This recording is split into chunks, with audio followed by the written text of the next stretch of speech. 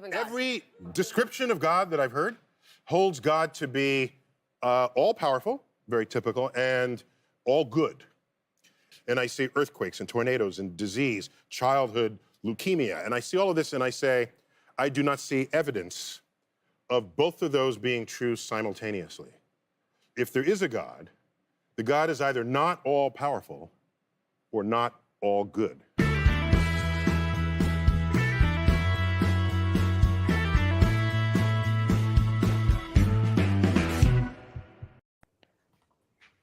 Yes, so there you go, thought-provoking as normal. American astrophysicist, author, and science communicator Neil deGrasse Tyson kicking off once again another episode. It's episode 20, believe it or not. We should have had some sort of celebrations, an anniversary of this live podcast of an atheist, a believer, and a pastor walk into a bar. Live right now on YouTube and Facebook. G'day, I'm your host, Peter Rowe. You can be a part of this live podcast on Facebook or YouTube, which is live right now on this Wednesday, the 8th of May, 2024. Welcome. It's great to have you with us tonight. Just gone 8 o'clock Australian Western Standard Time. So just ask your question and make a comment in the window you'll see on either side of the Facebook or YouTube window, and we will endeavour to have a yarn. If you're from somewhere else in the world and you haven't heard that, it's having a chat, a yarn. That's what we say in Australia. Well, I do anyway. The topic for tonight's podcast for us Aussies is a little bit strange. Should political leaders be seeking guidance from God? There's a book coming out called Plans for Your Good, a Prime Minister's testimony of God's faithfulness. Now, the author is former Prime Minister of Australia, Scott Morrison, a devout Christian, and that inspired me to talk about people like him who make all sorts of critical decisions on behalf of others. This man made many, many decisions after talking to God. And my wife, Lou, shared it with me. I was outraged, to say the least. He talked to his God and often, without further consultation, made decisions on a raft of issues for us, the Australian people. And he claims he heard back from Jesus loud and clear and then chose to obey his God on all sorts of things. If you're somewhere else in the world other than Australia, that might not seem very interesting or important. But the issue is still paramount, I believe, if you have people making decisions that impact your life through a political system. How absurd that someone would make decisions on behalf of those that don't share the same belief. What arrogance to assume you can hear from God and change government policy. And what about the voters that don't subscribe to your God or any God? And then you're so unaware that you write a book telling everyone about the fact that as the Prime Minister of this country, you were making policy changes with China, breaking off integral agreements with the French government on the purchase of submarines. Do we dare assume you changed your mind about that deal because God told you to? What the hell? This is utter madness. How much does this happen elsewhere? We know it's not a requirement to believe in God in order to be president of the United States, but no one who's been president has ever declared to be an atheist. Abraham Lincoln went very close. There's so much to talk about. Let's get into it. We have a full house of people, apart from Rich, who is still sunning it up in Hawaii. We're going to talk about this and no doubt some other issues as we go through the night. Always great to have Suresh Raja with us, a man whose time is taken up helping others in all matter of capacities. But when he's got a bit of time, he likes a good debate. Welcome, Suresh. Good to have you back. Yeah, good to be here, Pete, and others. All nice to see you all. Lovely. Bible teacher and super busy dad Luke Feeney is with us once again. G'day, Luke. Gentlemen, how are we? Glad to be here. I've just noticed that we may have some trouble. I'm not sure if it's currently streaming to Facebook. So if I look just distracted, I was just trying to figure it out. We're definitely on YouTube, but I'm trying to make sure that comes through. But either way, we're on. And it's good to be here. Excellent. Yeah, great to have you, mate. And radio personality to the stars and self-proclaimed good-looking bloke, Jason Jordan. G'day, Jason. How are you, guys? You keep claiming to be the good-looking one. I'm still waiting for the evidence. Well, come on. Look at all this. I was just thinking, Pete, you said that, it was a debate, but seeing as though there's a group of us, there's a mass of people. Are we, in fact, having a mass debate? Oh, no. Oh, dear. Yeah, It's moments like this that invitation should have been screwed up a long time. We had the F word last week. Now we've had a schoolboy joke. What's next?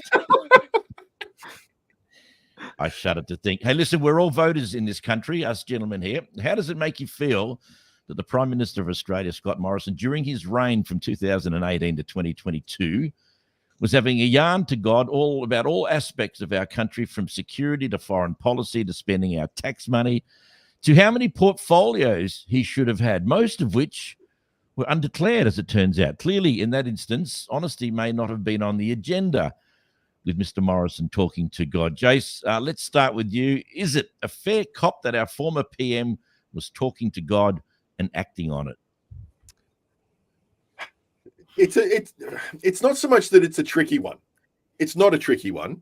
For me, who is a non-believer, I look at someone like that who has been voted into a very important position, and I see them as hallucinating and as making decisions on the basis of something for which I've never seen any evidence.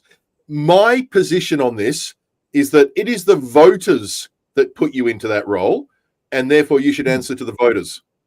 And I almost figure that based on the way the law is written, if you're not answering to the voters and you're answering to some other entity, you're breaking the law. It's an interesting angle. We might delve deeper into that. I want to go to I just quickly before we go, my brother Greg in Albany has said Morrison is a politician. How do we know he's lying? His lips are moving. Yeah. I mean, I think that they're it's almost an oxymoron, isn't it?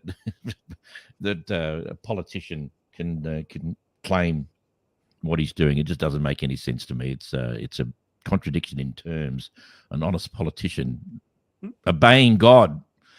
Luke, I don't even think you're going to agree with this one. You're far, far more liberal-minded than that. Yeah, you're correct. No, look, I find it a little bit difficult because I haven't read the book. So I'm not actually sure what ScoMo's claiming. I think there's a big difference between being a man of faith in that position. There's no problem. Praying for wisdom, for guidance, to make a good decision, no problem. Imposing an agenda based on an interpretation of Scripture or of your understanding of God that is a detriment to the Australian people or goes against what you've been elected to do, then there's a big problem. Doesn't matter whether you're a Christian or an atheist or any other sort of religion. That's anytime you do something that goes against the good for the people, which is what that elected position is clearly there for, then there's an issue. But I don't know what's being claimed. So even those decisions that you mentioned in the intro, Rowie, around the submarines and all that sort of stuff, I don't know whether that was a God decision, like as in his interpretation of this is what God is saying, or whether they were just decisions that were either good or bad in the moment that every politician is going to make. But I think it's a really important topic to discuss because I'm vehemently against Christian nationalism and against even the failed project of Christendom, where it's about projecting, trying to force Christian values onto society in order to enact change. It's the opposite of what Jesus actually stood for. But I don't know if that's what he was doing either. So I'll be learning and listening in this conversation and definitely participating. But again, a big caveat that I haven't read the book. Yeah, well, I can fill in a few gaps because everything I said in the intro is what's in the article that is someone who's obviously read the book and is quoting from the book. Regardless, let's just say for argument's sake that he never actually made a decision. The fact, I just find it incredibly dishonest to the point where it's fairly obvious that he wouldn't have told anyone that's what he was doing because he wouldn't have been able to do it. Somehow it would have become, as Jason pointed out, perhaps even illegal. So to me, he kind of did it behind everyone's back, the same way he did grab all those portfolios and was the minister of everything, until it came out. And then, of course, he claimed that it was never any wrongdoing. It was okay and stuff. So I think that what he's done in itself is dishonest to the Australian people, to make a decision, or any decision, or even not, but just to say that I pray to God and he tells me what I should be doing, or confirms that what I'm doing is okay. Now, I don't know whether I didn't say that in the intro, whether the decision to stop the agreement with France for getting the submarines, I have no idea. And I didn't say he said that. My question was, is that what happened? Because so many people were outraged. It was a done deal. For him to then turn around and do that is like, wow. Let me just give you a couple of things from the book, which will help you, I think, Luke. Yeah, great. The lady written is a lady called Tori Shepherd. She's from the Guardian, and her kind of subtitle of the book is "How Good Is God," which is typical Morrison. He loves saying, "How good is this?" Some might take that question as a philosophical inquiry about the existence of evil in a world supposedly ruled by a merciful deity. Australians, however, may recognise the banal daggy dad speech pattern of former Prime Minister Scott Morrison. In Plans for Your Good, a Prime Minister's testimony of God's faithfulness, how good is God is not a question, it's a rhetorical preamble to a book that uses critical political issues and personal anecdotes as mere springboards to rapturous praise of the Christian faith. Morrison talks to God, and God talks back to him. Now, the book, according to her, is written for American evangelical Christians, published by Thomas Nelson, a self-described world-leading publisher and provider of Christian content in Nashville, Tennessee. It says it doesn't go delve deeply into the intimacies of the book, but there is certainly enough there to hang your hat on, to say he quotes himself as saying, I asked God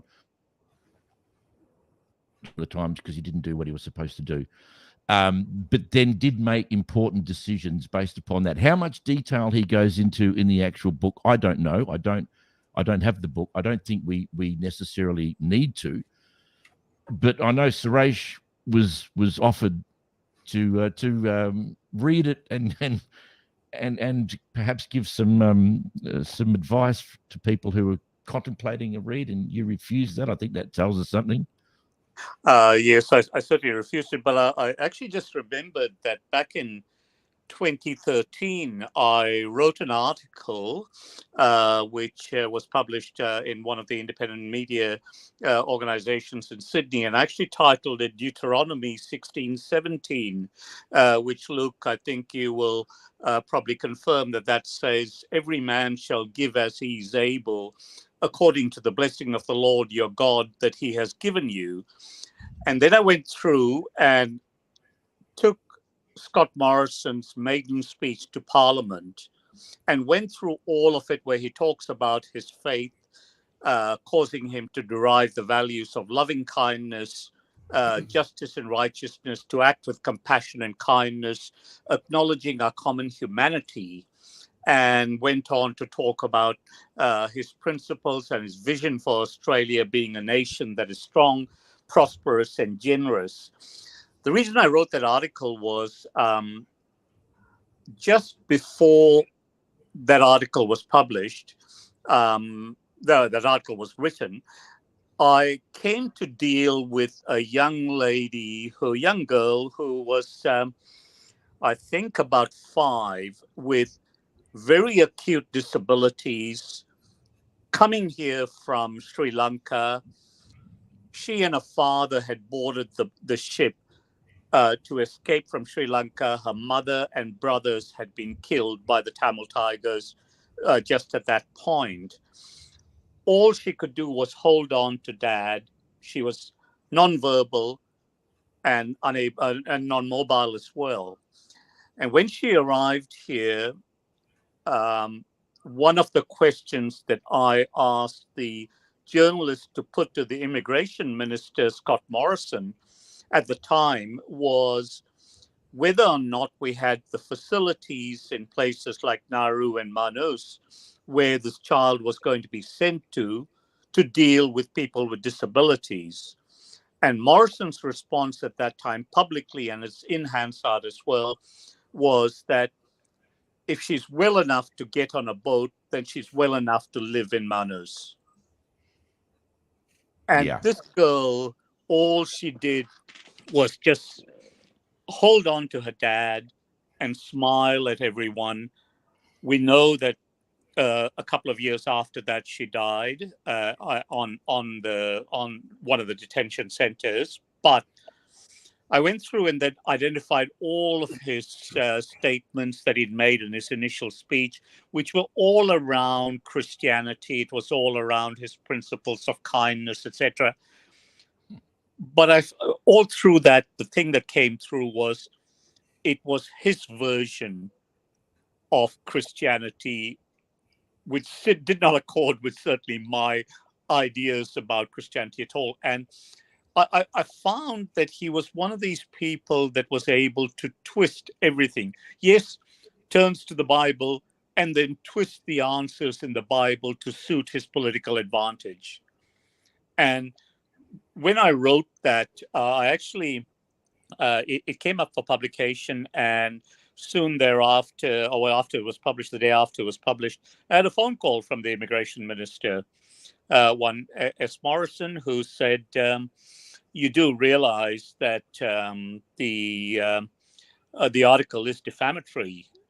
And really? Yeah, my response to him was that, look, one of the things I've been very, very proud about in Australia is that we have very good rules of defamation. And if I have defamed you, please feel free to sue me. And that's the conversation as far as I'm concerned. And I hung up on him. Truth is an absolute defense. Absolutely. Yeah. Interestingly, Nick Bryan from the Sydney Morning Herald wrote one soon thereafter and used bits of my article in his article, which were very good. And he absolutely did a hatchet job on Scott Morrison, which I think was perfectly acceptable, really. So yeah, look, I guess I've got some history of calling out Mr. Morrison's duplicity in all of this. And it was also around the time of the Pacific Solution, around the time that we were locking people up in detention for no reason other than the fact that they were fleeing from persecution on religious and political grounds. So, yep. I mean, I'm with you on that. I think based on what Suresh has just said, I think we're done. That says everything we need to know about Scott Morrison. And look, I want to make sure that everyone out there listening who is a believer, and Luke as well, that this is not anything about Christianity per se. This is about a leader. This is about a man who is parading as an honest, upright Christian man. And there are examples, tons of examples. We've witnessed them. We've heard them. Even something as trivial. Remember, it was just before he left in 2022. It might have even been that year or the year before, where there was bushfires, and he went off and caught up with all the people that didn't want to shake his hand, but he had a way around that as a good Christian man. He grabbed the hand of that bloke and forced it into his own. You will shake my hand. I am the Prime Minister. If that's not enough reason to be arrogant and egotistical, then let's couple that together with a man who rubs shoulders in higher powers of church scenes. Brian Houston, I believe he was associated with him through what's the name of the church? Hillsong. I think he attended there. There's lots of photos of him. And again, that's got nothing to do with his personal life. This is to do with a man who was having a chat, who claims to hear Jesus talking to him, answering the questions on what he should do. I find the arrogance of just treating everyone as if we're like him. I mean, does anyone else not find that absurd, that he would assume? From his perspective, Pete, think about this. Even if, I mean, he clearly does believe, but even if he didn't believe, simply saying, I was told by God or I was told by Jesus to do this, means he now has the ultimate authority to be able to do whatever he wants to do with a complete justification. And I think when it comes to politics, really, we can't do that. No one should be able to do that. To be able to say, I've made this decision because God told me. I think if you're in a position like that, it is a secular position. You pursued that position. It is a secular position. You're not leading a church. You're not leading a Christian denomination or any of this sort of stuff. It is a government. Government, rightly so, should be separated from that. It doesn't mean you can't be guided by your faith and values and this and that, but you cannot mix the two when it's convenient and say, well, actually, God told me to do this. Any decision that you make, you must be accountable to that. That means you need to be able to demonstrate, here is the process, here is my decision making, this is the advice I've received, and this is the decision that I've made based on that advice. It might be right, it might be wrong, but this is the parameters around it. You can't shortcut that and say, God told me, because number one, either God didn't tell you and you're making a big mistake and you're actually tarnishing the whole idea and concept of God if this goes pear-shaped. Or number two, if it was God that told you that, then it would be the right decision, and there would be actual other factors around that would verify that you would then be better off relying on to demonstrate that anyway. What would we do, Luke? What would we do with Scott Morrison if he actually came out and said, I made that decision based on what the leprechaun that's sitting on my shoulder told me to do? Yeah. You know, for non-believers, that's kind of the situation that we're in when we go, oh, God told you. Yeah. Yeah. Okay, good. Can I pick up a point that Pete made there? Pete, you said that this wasn't about Christianity, and I got a lot of criticism when I wrote that article that I was being anti-Christian, etc., and I'd made it about Christianity. My response to that was simply that it wasn't I that made it about Christianity. It was Scott Morrison that made it about Christianity. You know, he brought the Christianity, the background, and said that it was based on his Christian principles. Yeah. He opened the door. Up to that point, it wasn't about that. It was about his complete and total duplicity and his incompetence. So. Actually, a question for Luke and for Suresh, really. We talk about Christianity, and in this instance, Scott Morrison is an evangelical Christian. So, yes, Christianity. Is Catholicism Christianity? I mean, yes, it is. I know it's a Christian faith, but do we still call that Christianity, or do we call it Catholicism? No, it's Christianity. Okay. It's a denomination of followers. The reason I'm asking the question is I was horrified by Scott Morrison and his evangelical, especially the photos I saw of him doing the whole hand waving in the air stuff when he was at church. Yeah. That scared me. But you know what scares me even more? And I'll leave it to you guys to talk about what this actually is, but I'm going to say two words: Opus Dei. Sorry, you dropped out. What was that? Opus Dei. Suresh? So you're aware of Opus Dei? I am, but I'm just trying to think through the frightening part of it and why it is frightening. I guess is what I'm getting to. But yeah.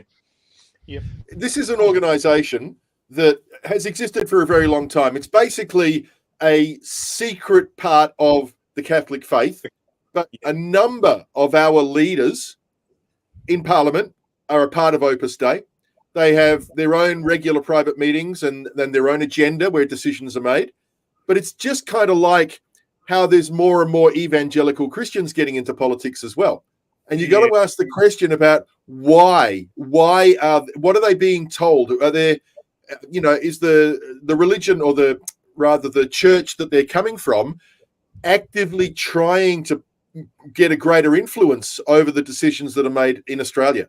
And if they are, is that something that the federal police should be involved with? Because these people are not putting themselves forward for the right reasons. For those who when don't they take the vows, they're not telling the truth. Yeah. Opus Dei is incredibly conservative, very Southern American almost in their thinking. Luke, I think you'd have a far better understanding of all of that than any of us do. But Only by association with the church. I emphasize not that you're part of that, but It was founded in Spain in 1928 by a Catholic priest. And its parent organization is the Catholic Church. So you're quite correct there, Jace, that there is an intimate connection. I don't know any more than that. I'm just having a look at it at the moment on in Google just to try and find out a little bit more about it. Opus Dei, DEI. Interesting. I can't say any more about it because I'm not aware of what it does. Four Corners actually did a full special on it. it did. Right. Okay. I need to watch it. I don't know a huge deal about it, but what I certainly can speak to is I think I wouldn't be surprised if there was a concerted effort to make way into politics. I know in evangelical circles there certainly is, and that's probably a reflection of, you see that to a greater extent in America with the far right and the Evangelical Alliance. With Trump and all of this sort of stuff, the Republican Party which is a Christian party, it's the whole thing is absolutely insane. It boggles my mind. I grieve over it. It causes me a lot of. I get quite upset about it. I talk about it a lot, and I hate seeing it. This push, somehow this understanding that the way to best implement the teachings of Jesus, the way of Jesus, the kingdom of God, right, that Jesus talks about, is by political force. It is by somehow getting the right good old boy in power to then forcibly alter society according to values, whether they like it or not. I think even if you were to be successful in doing that, and the things that you were trying to implement were quote unquote good things, it's irrelevant because of the way that you've gone about doing it is totally contrary to what Christ actually was about. And whenever so the ends don't justify the means. It doesn't. And whenever Christ talked about power, he talked about laying it down. It was the kingdom was only ever to be a groundswell that was transformation by the love of your neighbor on the ground. It was never about a hierarchical, top-down shaping of society, ever. That is a very, very late development, and it grieves me to see that being taken up in Christian circles as this is the way we are to transform the world. No, it's not. You know what I mean? Don't worry about getting into politics and trying to change it by forcibly changing legislation about abortion or same-sex marriage or any other crap that you think God is about. How about instead you give up some stuff and you go and focus on the poor and the marginalized? And, like with Nauru, for example, this is the thing, right? I think the Christian response to that whole thing around Nauru would be Nauru shouldn't exist. Yeah, that for me is like, what are we doing here? Not who goes there and who doesn't and this sort of stuff. It's like, and I understand it's complex and it's not as simple as that. But at the end of the day, if you want to bring God into this and you want to start picking and choosing when you roll God out to say, this is what I'm doing that's, on behalf of God, but this is just me, then you open yourself up. You need to take what comes with that. You need to cop those articles that actually pull up your speech today and your speech, 2 years ago and compare the two and say, well, actually, there's contradictions here. And this is not, you have to wear that because you're the one that's rolled God out into the conversation, right? Instead of having a personal faith and then letting that implement yourself, And in regards to his book, like that's why I think of it, it's always going to be focused towards evangelicals, right? It's gonna be sold in wrong. It's gonna, and it will have a flavor to it that paints his time, at the top, with a focus on this is what I did from my faith perspective, right? So that's it is what it is, but I think it's really important that the main topic, the idea of someone who is in power that they are accountable. You know, that we can't, you can't just, you know, there's nothing wrong with praying, but you cannot make decisions without being accountable for them. And those decisions have to be in the best interest of the people, right? It's pretty damn hard to find people who are straight enough and honest enough and committed enough to actually challenge anyone on any level, let alone a politician, a prime minister of a country. I mean, it's power corrupts, and you see it all the time with these people. He has no doubt corrupted his power, and somehow with him and Jenny, the ever powerful Jenny, his lovely wife, they go along this together, and there's lots of talks about her in the book, quotes from him. And they convince themselves that what they're doing is right and it's for the glory of God. And I'm a good man. I'm a good Christian.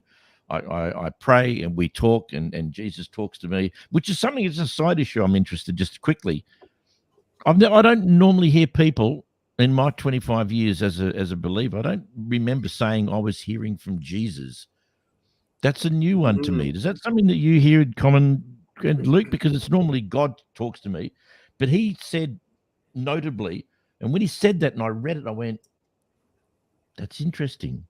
That's interesting. Well, actually, maybe that's his Mexican gardener. Or, hey? Maybe that's his Mexican gardener. Jesus. Jesus, yeah.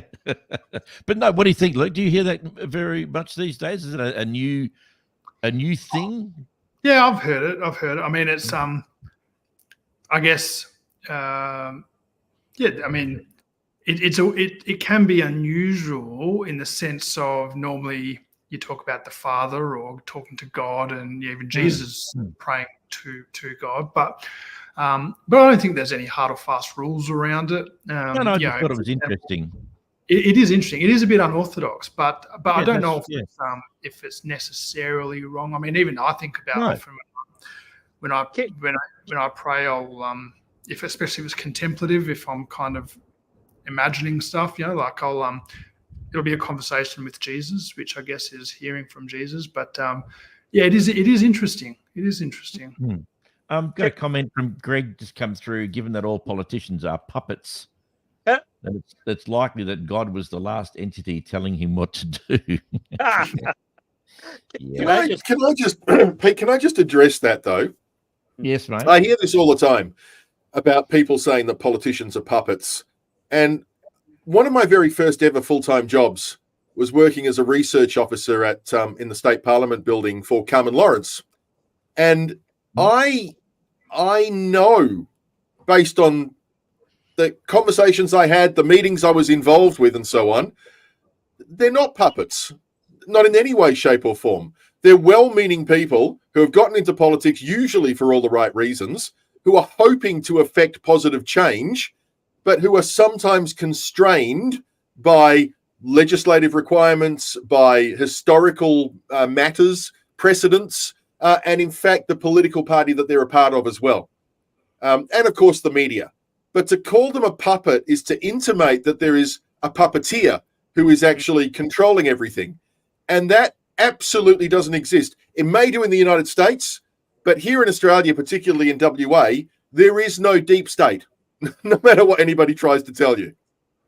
I would actually agree with that. I think we are the puppets, and the puppeteers are in fact the government. I mean, we pay them. We give them jobs where there's public servants, and there's nothing ever in a second of any day that would indicate to me on any level whatsoever that they are there to serve us. They are only in it and in doing what they're doing because of the next election. That's all they're interested in doing. That's why kids going to Nauru is not a vote winner, so that we're not going to, that's not, it's irrelevant. We're not trying to get votes. I want to make sure I get in next election. I'm trying to get in. And all I want to do is do whatever I can to twist things around to make sure that gives me a shoe in to becoming a member, not what is best for people. It's clear, isn't it?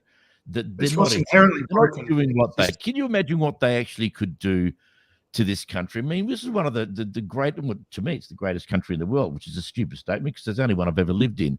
But, you know, I love what we've got, but it's not perfect. It's far from it. It's not so much the lucky country it used to be when I grew up. And I think there's so much more that they could do, but they're not interested. It doesn't win votes being nice to people. And that's what's inherently broken, really, in this system. And again, it's hard. I don't know what a better system maybe is, but when you are driven by getting re-elected, you know that's the number one driver, right? Rather than actual change, even if that change is unpopular, you know, like and some of these things. And what Jace was just saying around that these politicians are often constrained by precedent and legislation and all this sort of stuff is probably a good thing because for example, and I love what you were saying around that they're often not puppets. I wish Trump was a puppet. No, someone. Then you could cut his strings. He is unhinged and very dangerous, and it is exactly legal precedent and legislation and all of these sort of fail-safes and checks and balances that will prevent.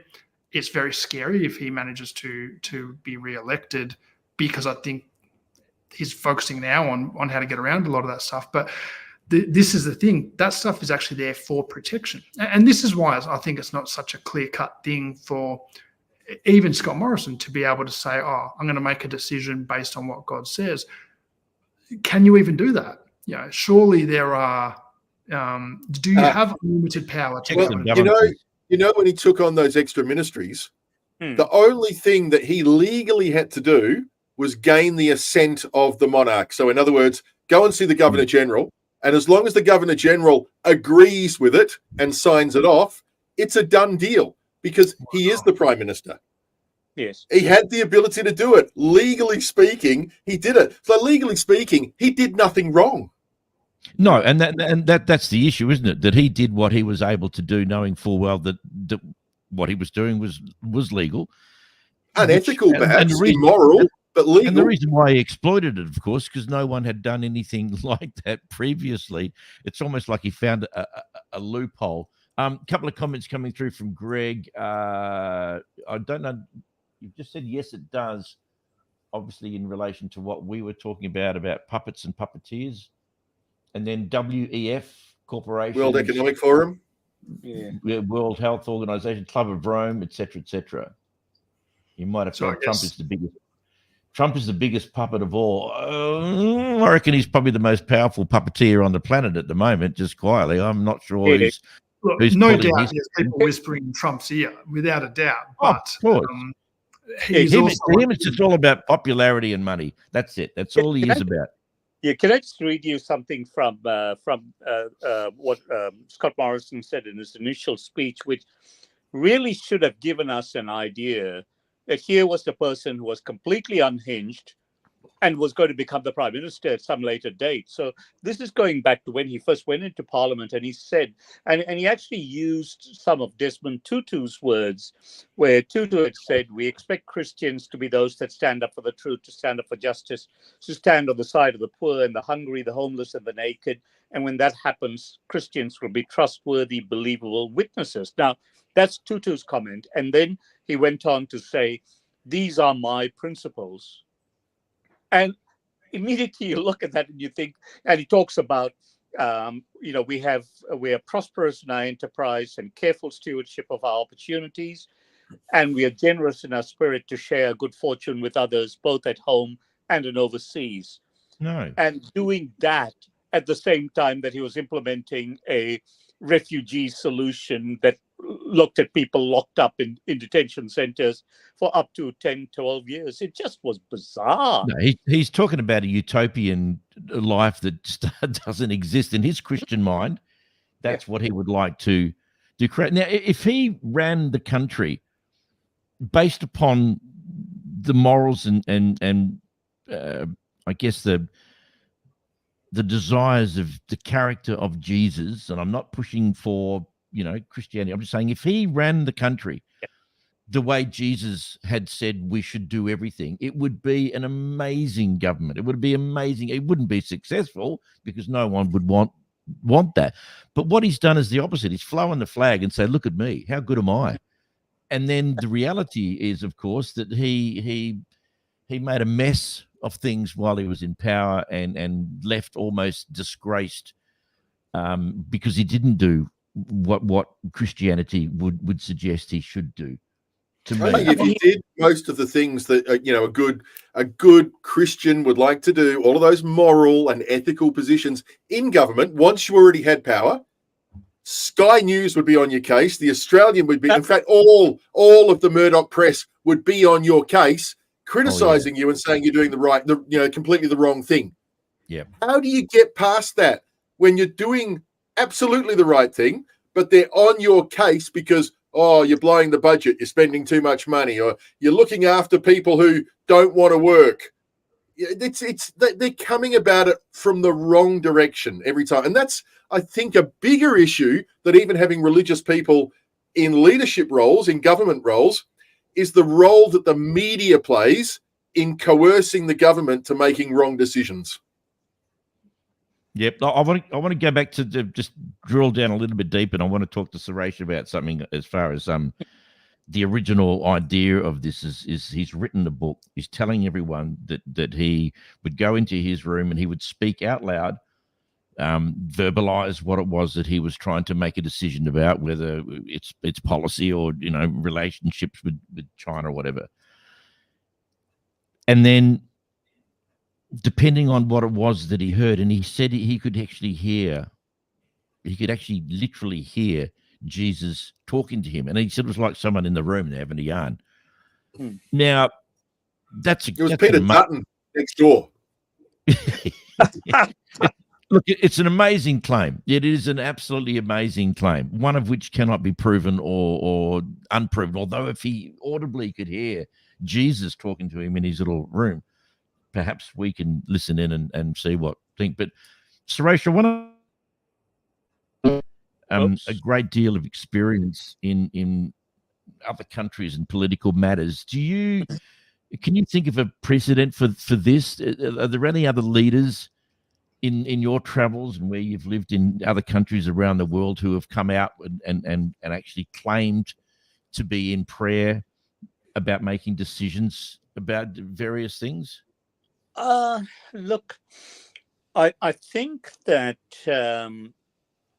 a number of leaders, and particularly, not so much in the Hindu faith, because I think that Hinduism being this very and hear me out on this one, Luke. In Hinduism, you've got thousands of gods to choose from. Not just which one do you want to talk to on this? What day is it? What time is it? You can scroll through the answers. Wouldn't you pick the god that represents submarines, for instance, with that issue in front? I mean, come on. But in Islam, there's certainly a view of some people, some leaders who've argued that they have communicated or been instructed by Allah to behave in a particular way. It is not so much the speaking with the God on occasions that Morrison's claiming, but it is taking a lead from the actions of one higher being, whoever that may be. So it's quite a bit different to what Scott Morrison's doing, where he's saying that he's actually engaging in conversation. I must say, it's an interesting one because and very topical, because as you all know, there was a stabbing that occurred at Bunnings in Willerton last week, and I'd been pretty much tipped off that was going to happen a couple of days before, and had been in conversation with the police and various other people right through until the day it happened. But the reason I raised that is because when I looked at this young fellow that was undertaking the acts, and he was clearly radicalized, etc. I've over the years, I've gone back and studied the behavior patterns of people like Jihadi John, Jihadi Jack, etc. in England, and all of the various terrorists in America and so on. And there's a certain pattern that came up, and all of these people who claim to have been communicating with God and being advised by their particular God to go out and inflict this horror, this terror on people who weren't of the same faith, really were people who were deeply troubled from a number of perspectives: mental health issues, isolation, non-acceptance. Jihadi John, Jihadi Jack were never accepted into mainstream English community. They were always seen as people who were outliers, and then had to rely on God or their version of God to give them the sense of belonging. And it was they who heard the voices. So really what it's saying is that I suspect that Scott Morrison, if he's actually conducting a conversation there are some deep underlying mental health challenges that need to have been addressed. Well, he actually admits that in the book. Yes, he does. He talks about anxiety, etc. Well, yes. I think it goes a little further than anxiety. He was actually saying that part of the reason he was on medication is because he knew that the anxiety would slide into a severe depression. So I suspect that look, or if I were to do, and when you take that to its logical extreme, what these people who were isolated were hearing from their God was a message of terror. Imagine if our Prime Minister was hearing that same message of terror from his God, asking him to go out there and perpetrate acts of terror. That would have been can you imagine anything more frightening than that? Just, yeah.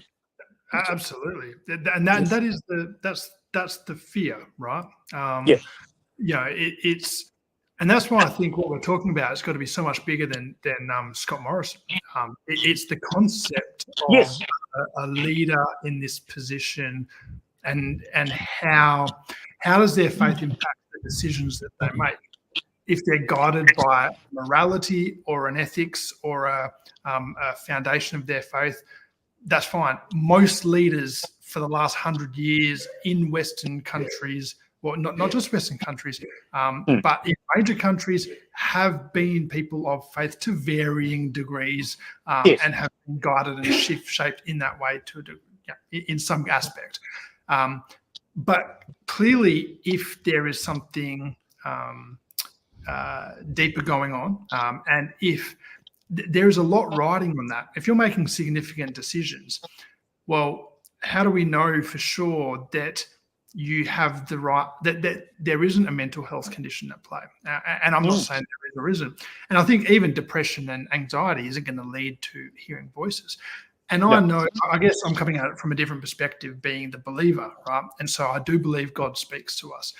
I've not ever heard God verbally, but I know people who are very well-adjusted people who I trust and respect, and that's kind of how they've had experiences, and that's their experience with that sort of thing. And I'm like, okay, cool. I personally haven't, but I don't disbelieve that it could happen. The issue would be, is there unchecked power to be able to hear something and then implement policy based on that?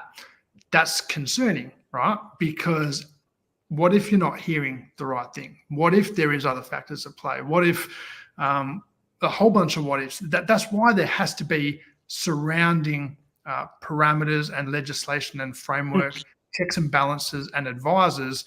You can't make a decision. And look, it's a bit different in retrospect in a book that is targeted to an evangelical market. They're going to eat that up, right? And that's going to sell books, and that's people are going to read that and go, "Amen, how good." That's kind of what he's going for. Right? I get that, of course. But that's in retrospect. At the same time, if you're in power, you should not be able to do that. Yeah, that's a theocracy, and a theocracy yeah, is a terrible idea. In the United States, the Constitution actually demands a separation of church and state. Do we have the same thing here? I don't know. I don't know that we do. I mean, if you start off a session of Parliament with a prayer, there's clearly a problem. We do have our own constitution, obviously. I don't know what it is in it. Our constitution actually separates and says that we are a secular state. And I think most leaders would have to say that if you're in that position, that comes first, right? Yeah, it would have to. I know even in America, there are obviously Joe Biden's Catholic, and but most have been sort of in some sort of Christian camp, but they've had to basically say that their allegiance is to the Constitution before it is to God. How they reconcile that, I'm not sure, but they're the ones that want to be in that position. And here's the thing: if you want to be in a position of power, then you have to deal with what that's going to bring. Okay, you cannot work your way into that position and then play the God card and start to, do all this sort of stuff, because what you've had to do to get to that position is usually compromise significantly on certain, Christian ethical values. But then also when you're in there, it's got to become more than that, because it's about re-election. It's about a whole bunch of different stuff. And so it's one thing marketing a book to a church evangelical audience. It's a whole nother thing being responsible to the Australian public. They're not one and the same. So I think the solution to all of this is very simple, because if a man claims, regardless of who he is, that he can audibly hear God, bring it on. Let's hear it. Because if you're making a claim, the onus is on you to actually to prove. I'm claiming that I hear from God. Great. Okay. Look, if there's an almighty, powerful God who speaks to you and you can hear it audibly, is it asking too much that we can also hear, so that we can come around once and for all and say, okay, we've just proven it. We've just done a test. It is provable. We could hear. We don't know what it is that we're hearing, but let's investigate and see whether it's actually God. And if you can't prove with anyone, even your friends, Luke, if they're claiming to hear God, audible God, then say, can I come around? Do you reckon God sounds more like Morgan Freeman or Samuel L. Jackson? Morgan Freeman. Absolutely. Clearly. I mean, that's a stupid question, Jason. It is a stupid question. It's one of those things we're born with, an innate knowledge of. If Correct. God speaks, that's what he sounds like. I just miss my friend. Listen to me, Scott. Can I just read you a little bit more from this write-up on the book, which I find interesting? Morrison reveals that when he's on his own, he likes to have an out-and-out conversation with God, out loud. Where are you, God? He asks, when life as the nation's leader got tough. Things got pretty heated between me and God, and I poured my heart out, he writes. But then he sensed God's response brought to him via Jesus. So he was talking to God, but now Jesus has come into the. So Scott, this is Jesus saying this. So Scott, your enemies are getting the better of you, aren't they? You think you have been unfairly treated, haven't you? Jesus said. So he's actually quoting Jesus, and he's written it down so he remembers. You may have heard about some of my experiences. My friends deserted me. My people lied to me. I was betrayed by one of my closest friends. Scott, I get it. I've been there and worse. I'm not very good Jesus accent there, I'm sorry. And you know what? I did it all for you because I really love you. You follow me. Just believe in me and trust me. Morrison is quite impressed by the divine chit-chat. Now that's a comeback, he writes. Morrison did not hide his religiosity, when he was in office. He declared his belief in miracles, invited the media into his Pentecostal church, and described practicing laying on of hands on unsuspecting recipients. But the depth of intimacy of the relationship still comes as a surprise.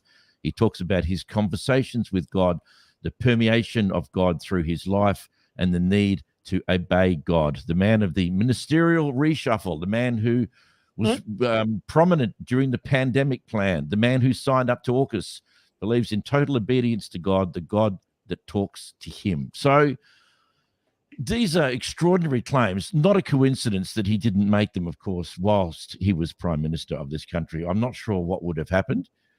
I've got no problem, as Luke said, about the man having faith and talking to God and believing what's happening. I can't disprove it, nor can he prove it. But that's what we come to when we talk about belief and God. But it scares me to think that some of the things that he was discussing with God, making decisions by talking to someone who I believe doesn't exist. It's wow. I feel cheated in a way. I feel not unclean, but I feel like someone in incredible power, and we don't know how many people before him, how many leaders have actually been Christian and have prayed, or maybe they're of some other denomination. We don't know. But it just scares me to think that he is so unhinged to release a book aimed at American evangelicals. Not a coincidence, because it will go over there and make him a fortune. It probably won't sell many here. That's obviously the aim. But it's just, what an absurdly insane, crazy thing to say, to lay claim that the God of Christianity is the right God. All the things that we've talked about, Luke, that we've debated in the past over the months with this podcast, that the Australian or the American God is the right one, the Christian God, the God of the Bible, that's the right one. All the rest of them have got, no idea. This is the right one, and I'm praying and I'm talking to him and I'm hearing his voice and I'm making decisions based upon that. The guy is a nutbag. I'm sorry. Which was Pete, just you might remember when I came back from India, I indicated that I had a real concern as to where that country was headed to. Yes. And part of it is, as we're speaking, I've just Googled to have a look at what Narendra Modi, who is the Prime Minister there, has been saying about his position. Right. Might as well have written this book, because he's talking about being the messenger of God. Oh, that's worse. Yeah, that's worse, because we're talking about a nation of 1.4 billion people. That's about whatever 20% of our world's population in that one nation, and that's a nation that is. One of the things that Narendra Modi has done is distance the country from everything that Mahatma Gandhi had put as principles of survival, principles of life, etc. He is very much an anti-Gandhi person. But one of the things that I was struck by were the number of statues that have been built for the various gods, and also for some of the leaders of the past that he admires. We're not talking about statues that are little. There's a statue of Sardar Patel, for example, who's one of our previous prime ministers, that is slightly larger than our bell tower. Oh, jeez. Okay. The fortune it would have cost in a nation that probably has significant amounts of poverty that need to be addressed. So that's why I was scared about where that nation's going, because again, it was also about only his version of God, not the Muslim version, not the Christian version, purely his branch of Hinduism, and everyone else can. Well, I mean, as far as he's concerned, they can leave the country. He's openly pushed Muslim people out of the country. It's just frightening. And they're very similar, and that's why the two of them got on so well as well. So I must admit, Luke, I do feel sorry for you in the sense that these things. Well, I mean, you're a good, honest man who has a faith that you have every right to and practice it, and you hear about stuff like this, and it doesn't bode well for those people who are legitimate followers of Jesus, practicing the good that he talked about. And whilst that's going on in one direction, you've got guys like I can't think of his name, the Indian Prime Minister, and Scott Morrison. I don't know what Albanese. I don't think he comes across as a Christian man at all. He seems quite secular in his policies and his language. So it must drive you crazy. It is hard. It is hard. I mean, and here's the thing. Look,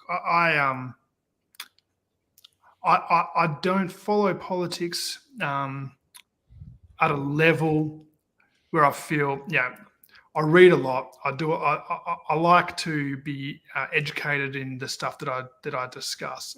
And politics, particularly Australian politics, is not one that I feel like I'm almost equipped in order to talk about policies and mistakes made and all that sort of stuff. So it is a hard one. But even in this discussion, I think it goes beyond Scott Morrison, the man, who I don't know, may be good, may not be good, but at the same time, it goes beyond that, and for me talks about, the intersection of politics and faith and the right way to do that, or is there even a way to do that?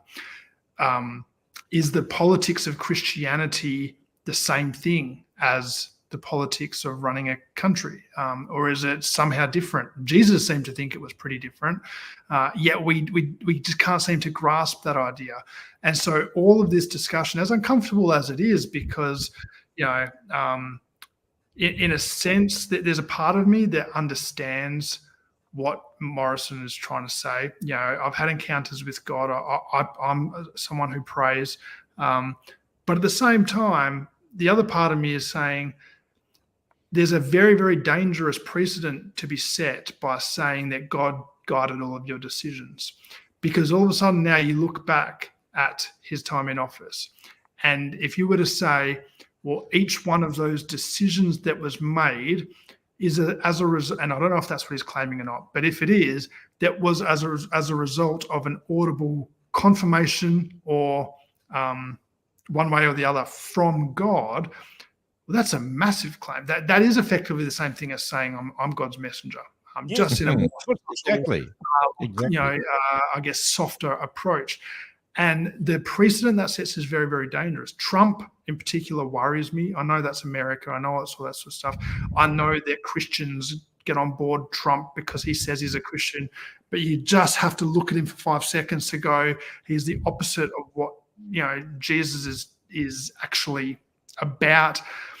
It kills me because, I start to think the danger of mixing these two is really bad. There is nothing wrong with being a Christian and being a politician. But if you choose to be a politician, if you are elected by the Australian people, who not all of them are Christians, then you need to make decisions. In fact, the most of them aren't. We're now classed as an atheist nation, I believe, in the last it's all gone.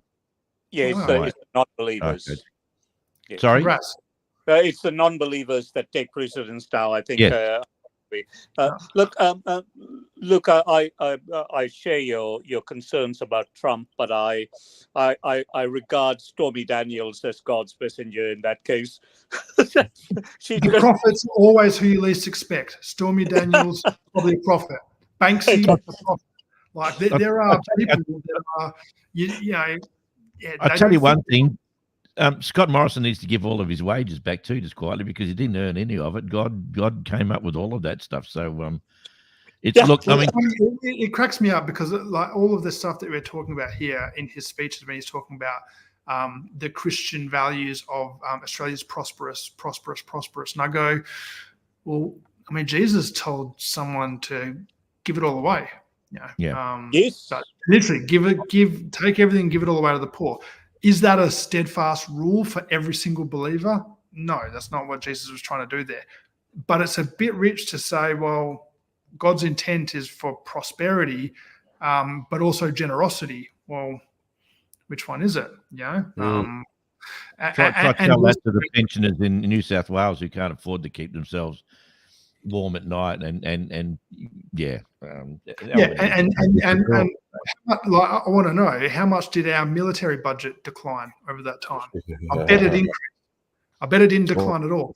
No. And we're talking in America in particular, trillions of dollars are spent on the military budget. I don't know what it is in America, but it'd be a shitload. That's what I do know.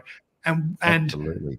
you know, surely if you're praying to God about something, ask him that question. How much should we spend on our military next year? Like, or how much do we invest in war versus investing in peace? How much do we invest in opening the borders and oh God, no, we're going to build a wall and we're going to get Mexico to pay for it. Yeah, exactly. We're going to deport them. And Trump's actually openly said, and I know I'm conflating Trump and ScoMo. It's kind of not what I'm planning to do. But They're the I same think both are representations of an evangelical, and I'm not questioning anyone's faith. Trump's I am, but I think ScoMo is genuinely, he is a man of faith. I don't think it's putting it on. But at the same time, I don't think you can be making those decisions and saying, God told me. You have to be able to back it up with, here's the advice that I'm taking, and this is what's best for the country, even if that goes against your faith. So, for example, if the country wants same-sex marriage, but your interpretation of the Bible means that you don't think it should happen or whatever, then you need to, that should be implemented. You can't just pray about that and say, actually, no. Can I give you a real tangible example of that? So I used to live in the seat of Canning federally, and the representative there is Andrew Hastie. Andrew Hastie. Now, good army. He's ex-army, but he's also a very conservative, right-wing religious person. Yep. Now, when the whole same-sex plebiscite, if you want to call it that, came along, Canning itself overwhelmingly approved and agreed with it.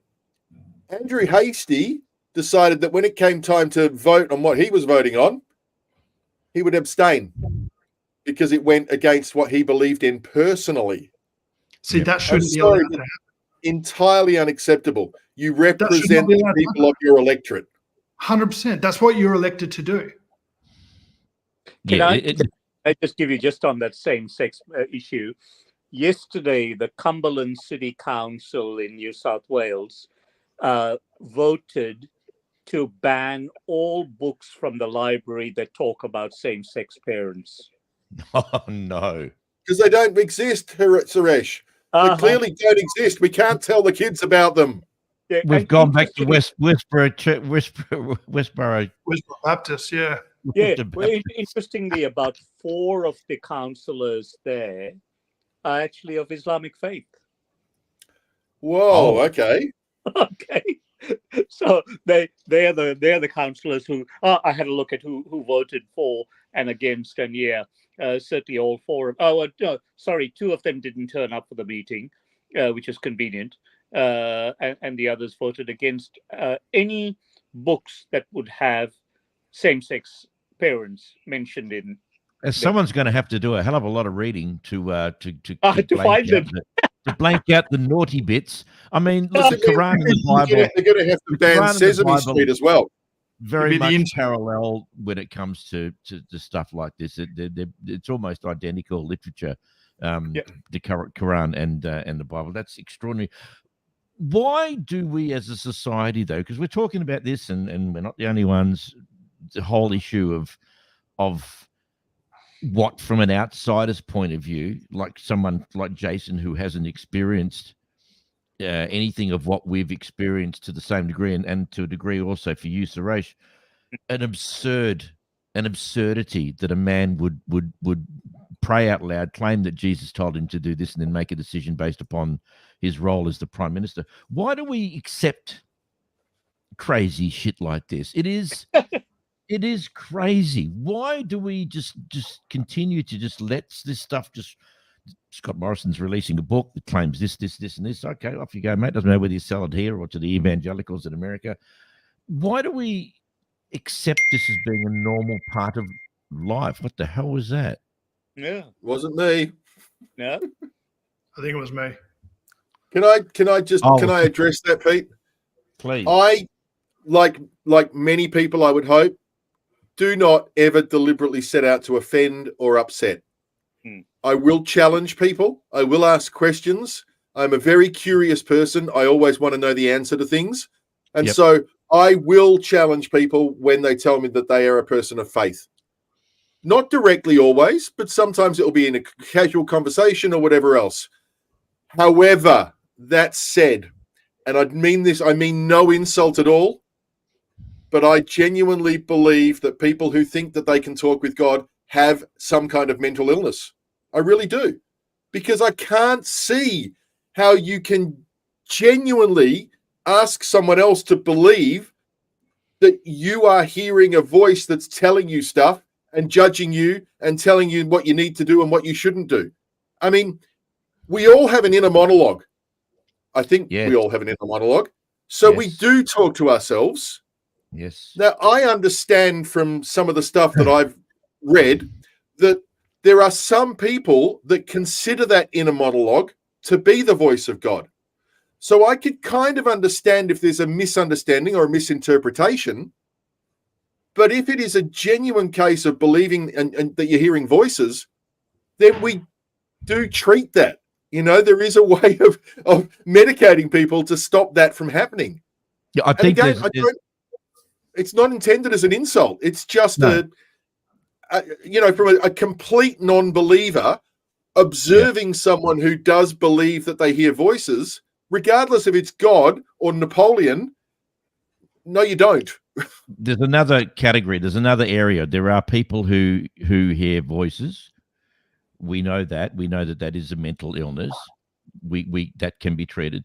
There are people who claim to have an inner monologue, which we all do, and there are people to claim. Now, this is the one that I fitted into, and it will match up with Luke's perfectly. I would ask questions of God. I would pray, and I would ask questions. And it got to the point where I found it impossible to work out if the voice that I was hearing is just that internal monologue. And most times you would tell yourself what it was that you wanted to hear with a slight deception, because you want to believe that it's actually God, so you can do it, and therefore it has to be right. Or occasionally I'd feel that the ledger was not balanced, so I would throw in not knowingly, but I would throw in something that I didn't want to hear, so that I could convince myself that it was actually God, because it wasn't just all one-way traffic. Him telling me, I'm unsure about this. I know what I really want to do, but I'm unsure, so I'll ask God, and I will hear. And then after a while, I just got to realize that the striking resemblance between God's voice and mine, it was exactly the same. And I got to thinking, hang on a minute, if God's actually talking to me, Why is it more confusing? Why is there confusion about what I'm actually hearing? If God spoke to me or anyone, I think your head would explode. I don't know if there was such an entity. So I just got, in the end, I went, well, I'm telling myself what I want to hear, that inner monologue, which we all have. And this is the problem with Christianity, is that every single solitary thing I experienced in my 25 years can be duplicated perfectly by either our powerful brain, our imagination, our meditating, all sorts of things. There's nothing unique that you can experience through God, I don't believe, that can't be replicated some other way. And that is why it is so confusing. And that is why we are so able to create whatever it is that we want, a complete and utter beautiful relationship with God, because deep inside we're looking for something else, and we create that. We talked about this last week or the week before, about my discovery of why God just disappeared out of my life. I didn't want it to. I didn't ask it to. I didn't want that to happen, but it did, because I'd found the love that I was looking for in my children and my wife and all other things in my life.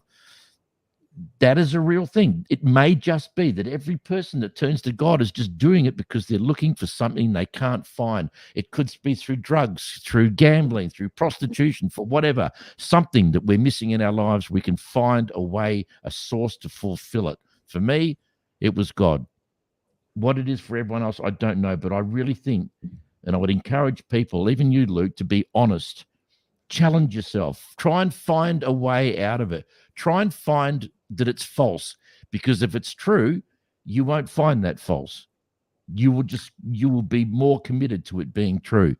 But if you Mate. genuinely want to try and find something wrong, and all of the arguments I've put forward, and so do other people, if you look and seek, you may find it, in which case you'll be happy, you'll be free, you'll be who you are, but just with a different belief. If you can't find anything wrong with it in your honest heart, then it must be true. That's the reason I do this podcast each week. I mean, I think I've probably proven I'm certainly not afraid of seeking the truth. That may mean that I don't find it. Maybe God doesn't exist, and I'll go the rest of my days believing that He does. Maybe, No harm in that. And if that's the case, then that's the case. But I think I'm a genuine seeker. It'd be easy to stick my head in the sand, and actually, it grieves me when I see Christians doing it, because I think you're not really testing your faith. You're not actually exploring anything, because listen to people you don't agree with. Have conversations with people with a different point of view of yours, more than just waiting to give your chance to respond, but actually listening, genuinely listening with an open heart, and change your position on things. Reconsider different aspects of your theology. Reconsider theology full stop. You have to do all that. You got to go through the wilderness. You have to kind of experience doubt, do all that sort of stuff. Sometimes you'll go out of it. Sometimes people won't come out of it, and that's okay as well. That's kind of do it? But do you do it willing to face the fact that you may discover that it's not true, or do you keep it a little back in your back pocket that subconsciously says, I really don't want to find, because what you're talking about doing is changing your entire life. Well, More already so break for you than for me, because it's also your profession.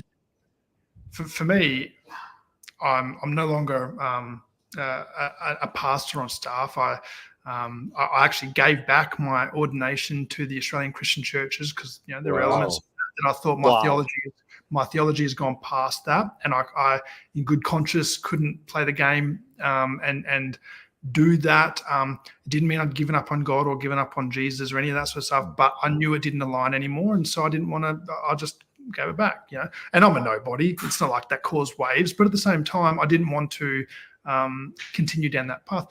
As my theology has progressed in my understanding of what church I think should looks like, we left our church that we were pastors at, and we were family there, and we've started a different sort of community that looks very, very different to how evangelical churches do. So at every stage, thing to do, mate. That is a very gutsy thing to do. I know what that means. I know exactly what that means. Yeah, it was my job. It was my entire reputation, my entire faith, my entire identity as a leader in Christian ministry was tied up in all of that. And so you're evangelical, Luke? What's that? You're an evangelical Christian? I guess so. Yeah, I mean, it's more. Can you guys define the term for me? Well, I mean, I'm an evangelical who doesn't evangelize, I guess, put it that way. But I mean, I guess in that circle, Pentecostal type idea, but at the same time, seeing that expression and the way that's often done, I wasn't on board with. It's not that I disagree with the move of the Spirit or with any of the actual core theology behind that, but the expression of it and the representation of it, I couldn't align with anymore, and so I've sort of took a step back from that. So you saw it as like theatrical, or not necessarily theatrical. I mean, I believe that there are encounters, but and I guess that's the difference. I never took a step back in saying, "Oh, that's not true. That never happened." I saw it more as there was a distraction in the point of it all. It almost became about an encounter, an individual salvation and encounter. And I realized if that's all it's about, then this isn't a faith, this is multi-level marketing. Yes. I've got Jesus, and I'm going to tell you to get Jesus, and you tell 5 friends to get Jesus. I'm so glad you said that, because I was going to say that. And I thought, if that's what it's about, I've got no interest in it. And so for me, going back to the Gospels and reading about Jesus, and I thought, there's a big disconnect here. There's a lot of stuff here that I'm going, this is incredible. And this, I think this can transform the world. Does it transform individuals? Yes, I believe so. But I don't think that's the point. This isn't about you giving your heart to God and then you get to go to heaven one day. It's actually about saying, we can change the world in unexpected ways through love, through radically loving those who don't expect it, through not retaliating with violence and forgiving our enemies and all this sort of stuff.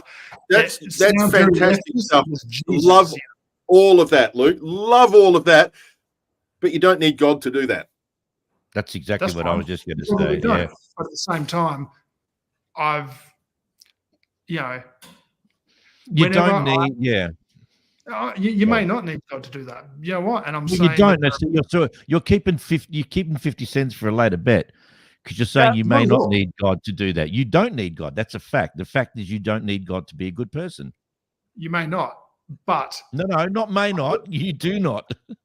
There's a difference. Okay. You do not. And I've said that before many, many times on this podcast. You don't need God to be a good person. I don't think God needs people to know him in order for them to actually live out the way that he wants in this world. Okay.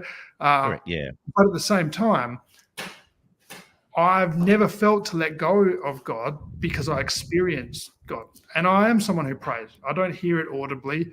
But at the same time, I feel like God exists. I have experiences with God.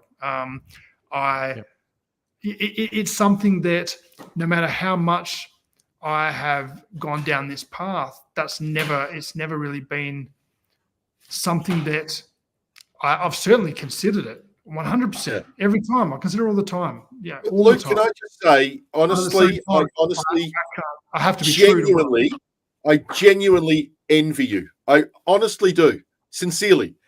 I just wish that I had your belief and conviction in what it is that, you in what you are and who you are, where you're heading and what you believe.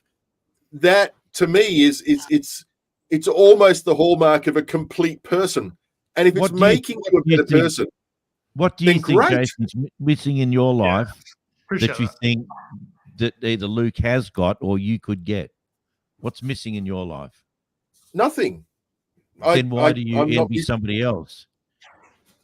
In particular, it is the concept of heaven. It's this concept of the afterlife and the idea that you'll meet loved ones again. That kind of stuff. That is a very comforting, very satisfying thought to have. And, for someone like me, being an absolute atheist who believes that when we die, it's over, it's done. My life and what I have left of it is the most valuable thing in the world because there is nothing else once I'm gone. Now, it is the ultimate selling point with Christianity. It is the ultimate selling point. It's a bleak, nihilist outlook, and I get that. Yeah. And there is a joy, I think, in believing that your love is going to be forever. Yeah, that is a beautiful concept. And I'm denied that, but I get some satisfaction in knowing that things are going to be over one day. But I can certainly see from Luke's perspective why you would argue ferociously for what you believe in, because it is so important. So do you believe that because you're not a believer of God or Jesus as a non-believer, do you believe that excludes you from ever going to heaven? Well, I don't even consider it because it's not a. Don't think about heaven. It's not a. To me, heaven is it doesn't. Not that it doesn't exist. I'm not denying a heaven. It's just that it doesn't exist in my philosophy. No. So forget your philosophy. What about God's philosophy? Is that everyone goes to heaven? So does the pink fairy at the bottom of the garden, but I don't think about that every day either. You have a pink fairy at the bottom of your garden? Well, I've been told there is. I don't know. Can you prove it? The burden of proof. I know. I can't prove God either. No, but you just spoke so beautifully about the joy and the thought of there being a heaven, and of course that is a huge selling point. And I don't mean that in a nasty way of playing down the promise, you looked at that thinking how beautiful it would be, and that's what we all think. That's one of the Well, I great want the things of best human beings. for everyone. I Yeah, want the best but for other people. So my belief is you're not almost willing- besides the point. yeah. If I but can you're look not at someone willing like Luke and go, what you believe in and what you think and the way that you act in this world is defined by your belief that you're doing the right thing and that you're ultimately going to be accepted into the kingdom of God, that is a beautiful thing. When it deception? has a positive outcome for everybody involved. Why is deception such a beautiful thing? In your view, Well, it's not going to happen.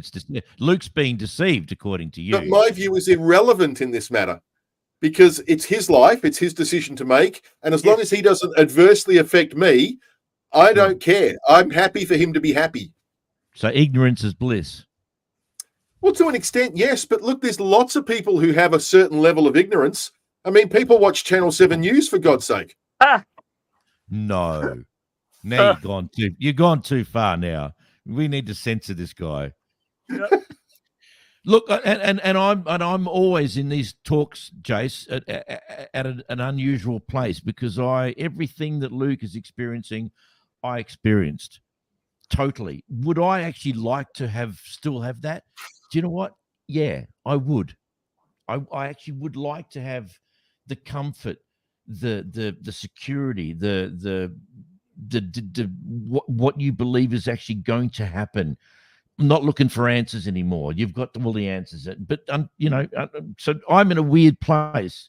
So I tend to come on a bit strong with Luke because I get frustrated because part of me wants to be like that, but it's gone. I can't find it. It doesn't exist anymore, no matter how much I try. Not that I'm looking for it because I want to look for it, because I believe that I discovered and realized that it's not true. It's not real. If it was real, everyone in the world would have exactly the same understanding and the same view, and there would be things that you could only achieve in a belief with God. But the world is mixed up of just people who want to believe what they want to believe because it makes them feel good, it makes them feel secure, and there's no claim that you can make that Jesus is real simply because you were born in Australia. It's phooey. It's not true. I yield the floor to Luke. The beauty of it is, for me,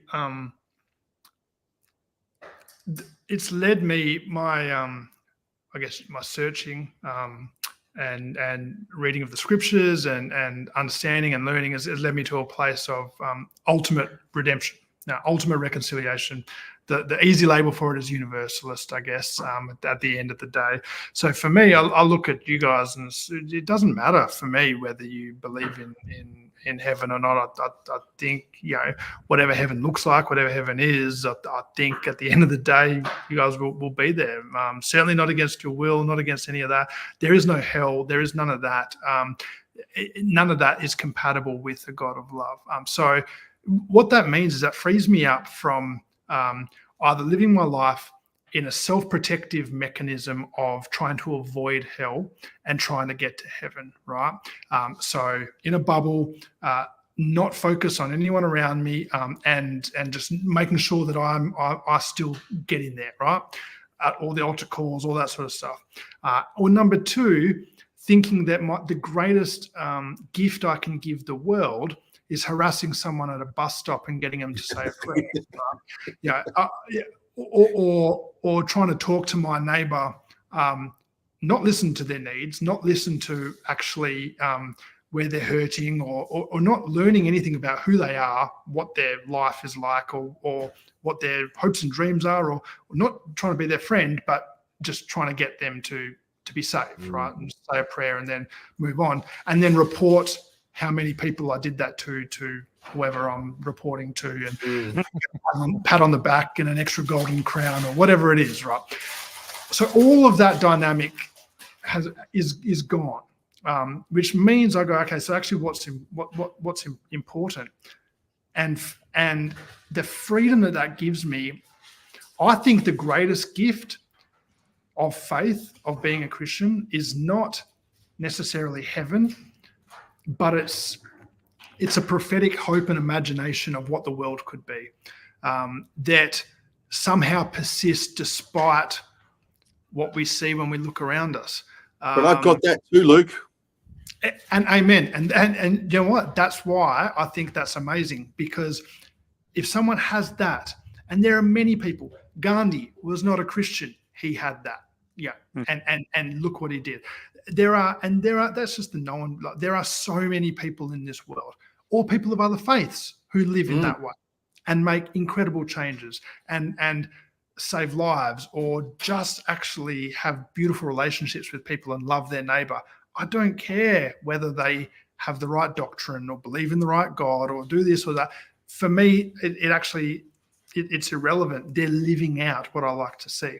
There are atheists who do that. Amazing. It doesn't, none of that bothers me. Nor should it. That's crazy, right? Well, I don't care what you say. I care what you do. 100%. And that's why most of my, I guess, ministry, if you could use that word at the moment, is around identifying places within my camp, within the Christian camp, whose belief functions in toxic and harmful ways. And that grieves me. And that leads to the discussion that we had tonight. That's why that's why we have these discussions. That's why I try to undo harmful theology around patriarchy, or around same-sex attraction, or around any of this sort of stuff. It is really important to me, because I'm not trying to get people saved. I'm just trying to make the world a little bit more beautiful, and trying to reflect Jesus a little bit better, and help those who are verbally quoting Jesus, or saying that they're representing Jesus, help them physically do that, and maybe realign some things because it's not quite working out. Is that my job? Do I have a right to do that? Maybe not, but it kills me to see it. So that's what I like to speak into. But I don't need to force anyone to do anything. So Luke, just as we head toward wrapping it up, because we have gone over time, but we'd start a little bit late. Can I just ask you, what sort of person were you? And I think it's almost a rhetorical question. What sort of person were you before you became a Christian? My guess is it's a mass murderer. You've always been a what? I was a mass murderer, but I stopped it. I used to be called Idi Amin. I was going to ask you, were you willing to confess to that, but you've already been. I have a suspicion, and this is one of the things I've just been thinking about tonight, guys, with all four here. I don't think it's a coincidence. I think, I'm not even going to allow you to answer your question, because I know what it will be, because you clearly have got a kind heart. Jason's talked about what he views his role in humanity for other people. Suresh goes without saying that he spends most of his time helping people. I have been the same all my life. I am the sort of person who I cannot walk past someone who's at a till and they can't afford to pay their shopping or whatever. I remember once at a shopping, and I've never talked about this because I don't want to be seen to be telling a story so I can brag about it. But in the context of this, there was a lady who... Hey? Put it in your memoir. Oh, yeah. There was a lady who was getting her car fixed, and it was $400 and something to get it fixed, and she didn't have the money. She said, I can't pay for it. And he said, well, you can't have your car. And I didn't even, had I sat there and analysed whether I could afford it, whether it was a wise fiscal policy, and I just went, I'll pay for it. And she looked at me and she looked like I was going to kill her. And she said, what do you mean? And I said, I'll pay for your repairs. She said, why would you do that? And I said, why wouldn't I? And she just thought I was a nutbag. She just looked at me going, whoa. And the guy behind the counter, he said, you're taking the piss, are you? And I went, no, I'm serious. I'll pay for her repairs. She needs the car. She's got to take kids to school. It's a no-brainer. Yep. How it affects me is irrelevant. Very similar, Pete. I was sat in the car at the shops. Trish, my wife, had gone inside. She was in line behind a woman who couldn't afford the groceries that she'd selected. That woman left in tears. Yep. Just couldn't afford it.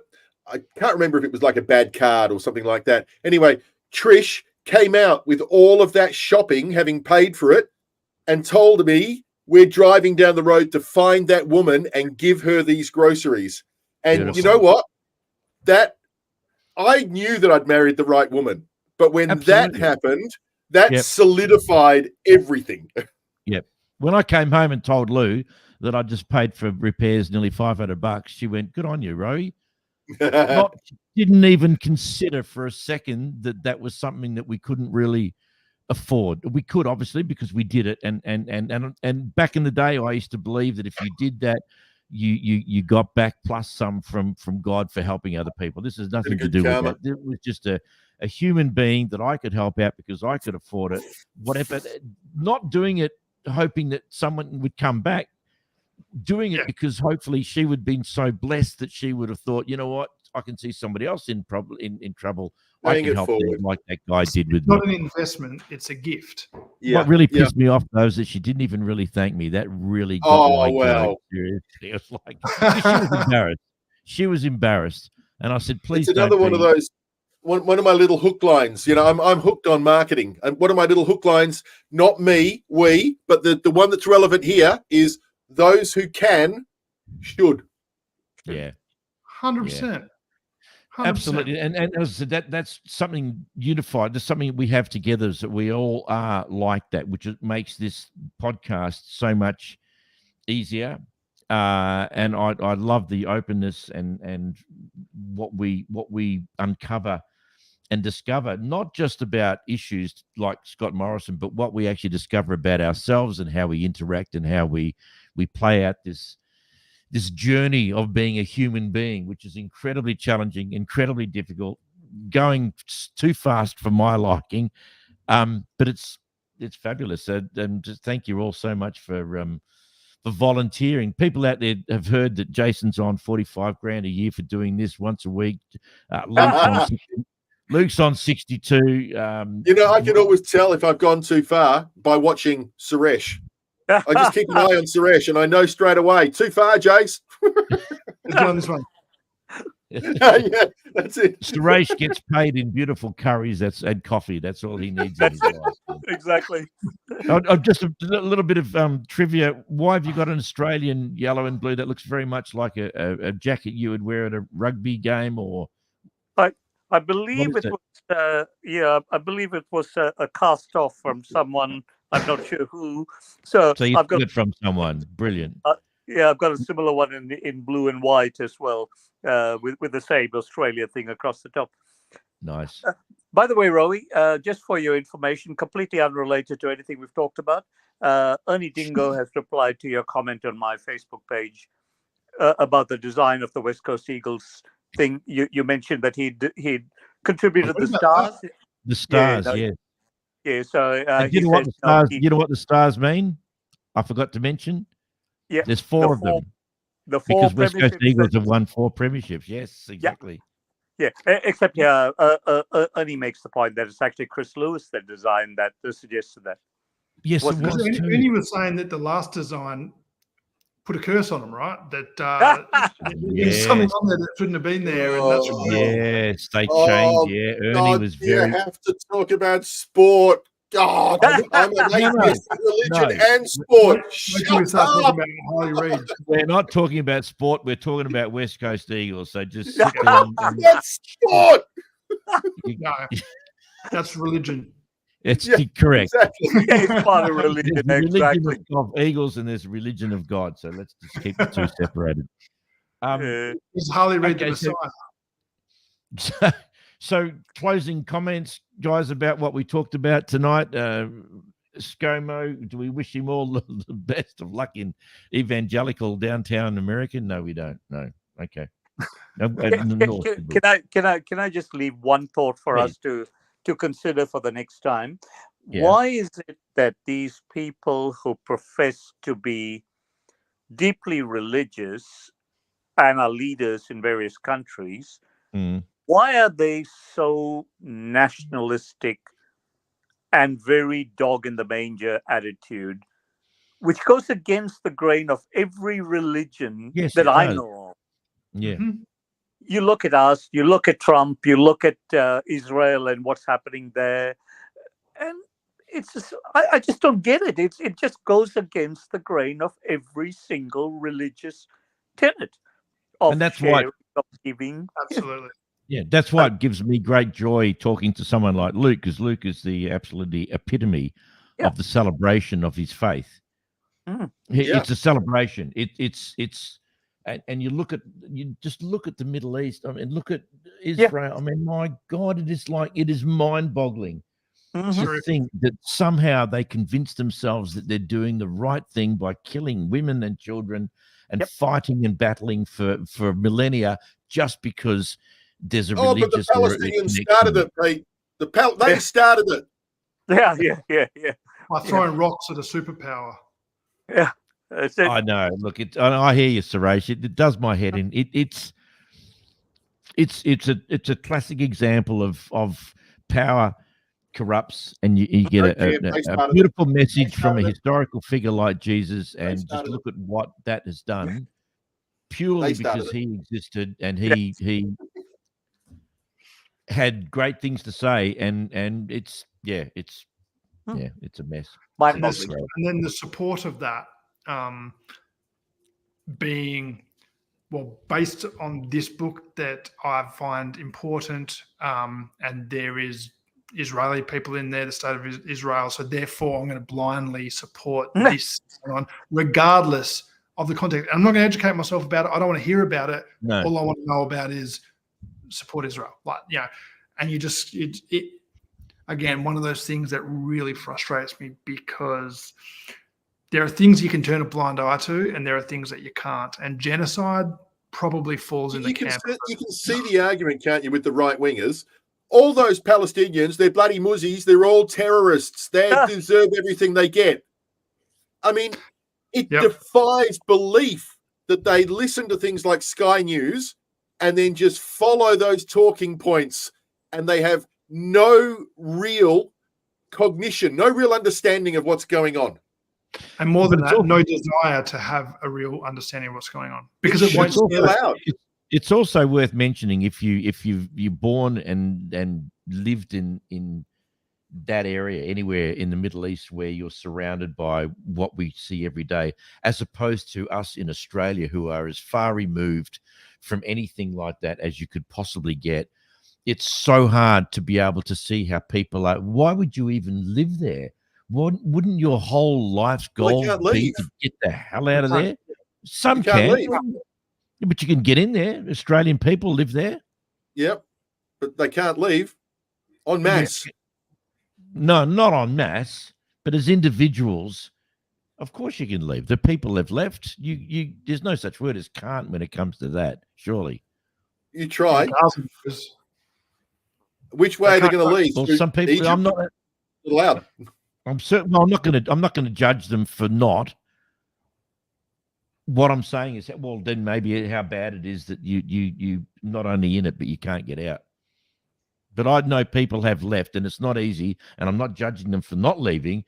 How frustrating must it be to be stuck in that nightmare of a hellish world, not understanding why it's happening, why it won't stop, thinking that it will never stop, and the leaders just keep allowing murder and genocide to continue to happen. It's so sad.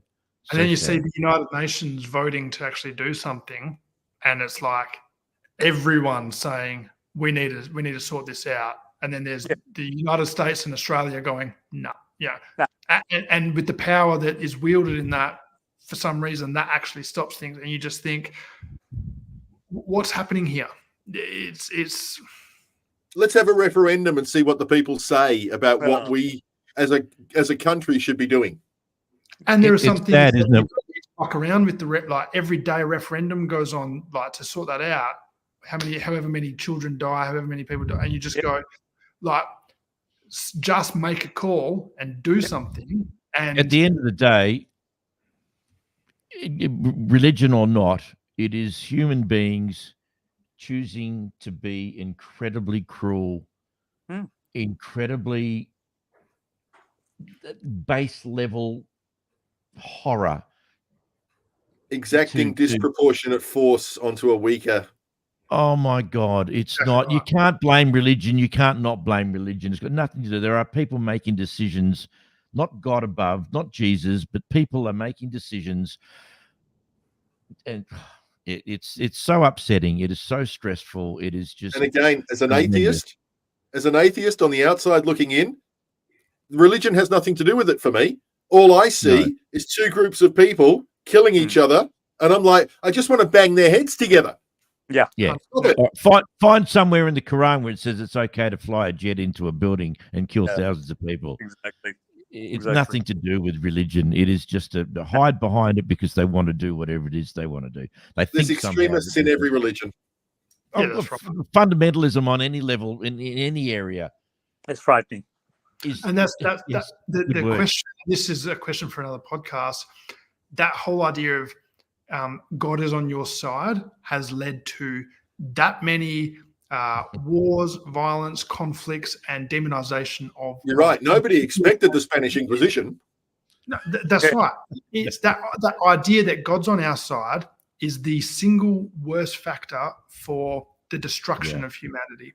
And instead, if we had a concept of God that actually God is on our side and God is just as much on their side as he is on mine, then that leads, that's a pause to, okay, so how am I going to treat this other person? Like for me, I hear a lot of talk about where God is in this whole Israel-Palestine conflict, but my conception of God is that he's in the rubble with those that are being bombed. Of course. And that's the only God that I can believe in, not a God that's actually driving any of the conflict or the violence, but one that is there in solidarity with those that are suffering. And the sad reality is, Luke, that will never change because people will never change because this is the world in which we live. It's a melting pot.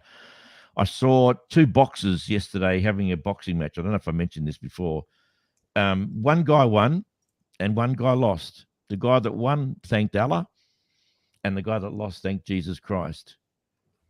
So make of that what you will, but that's the stupidity of people thinking that God is going to vote on you beating the shit out of somebody else or losing. In this case, Allah won and Jesus lost because you're praying to the wrong people, mate. If you're going to box, clearly Allah is the God of boxing. So just Ali figured that out. That's why he made the jump. Correct. Yes, Well, Cassius Clay, Muhammad Ali. Yeah. Yep. We could go on talking gibberish all night, I'm sure. But it's already 10 o'clock West Australian Western Standard Time. I don't mind. I'm on overtime now, mate. Time to go for me. Where's your dinner? Yeah, normally your tummy's rumbling by now, Jace. I had it before I started. Oh, I was going to actually say that about 3 weeks ago, but so look, today is the 15th. And I did ask if anyone's still listening or watching on Facebook. Did Facebook get sorted out? Do you know, Luke, or not? Yeah, it did. Yeah, so it's very early, like pretty much after I said that, I removed it and restarted it. So it missed like the first minute or whatever, the intro. No, but if you're still with us tonight, I would like to ask why, but I'm glad that you are. What is wrong with you? If you've got any ideas, any suggestions, what's a subject matter about belief and faith and gods, and it's broad. You can go as broad as you like.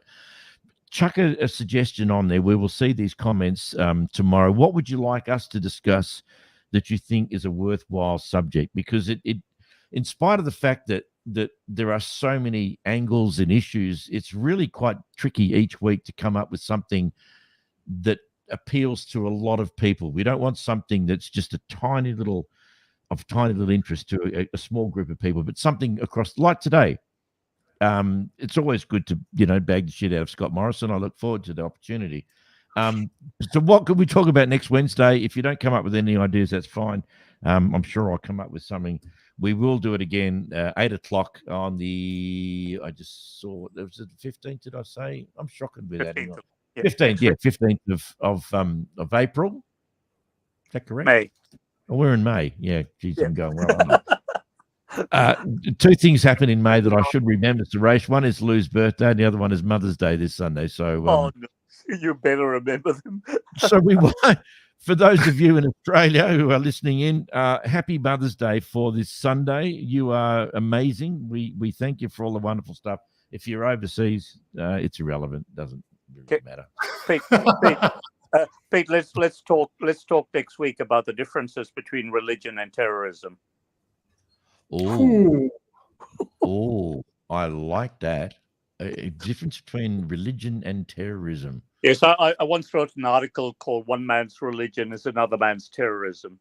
Yes. Well, we touched a little bit on it, didn't we? With yeah. Okay. Okay. My kids aren't religious either, but they're definitely terrorists. I think mine are both. Jay, Suresh, Luke, thank you so much for your time tonight, guys.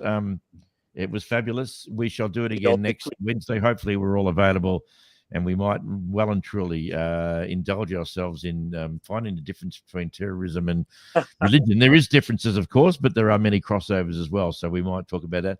For everyone out there watching tonight, thanks to Greg, the only person tonight who made any comments. Where was accidental? Who? The accidental fire. We haven't heard from him for a while. Fenton.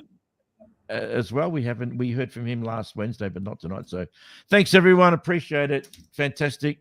I usually come up with out of Verducci. There you go. There's a different. Perfect. See you next week.